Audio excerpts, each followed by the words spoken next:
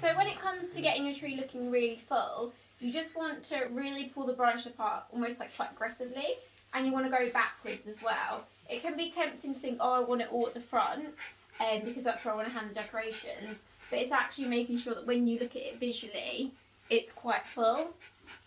So we've got some helpers here because this tree is massive. I'll just show you one section, so really just pulling it quite far apart and then just moving around the tree and just going backwards.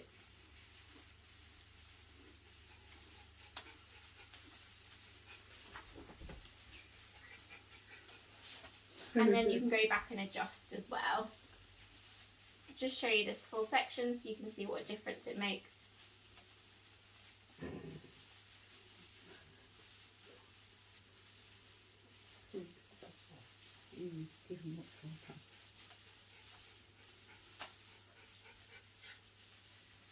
So if you just look at this section here, you can see that it is not very gappy through to the middle of the tree, which is really good for then adding decorations.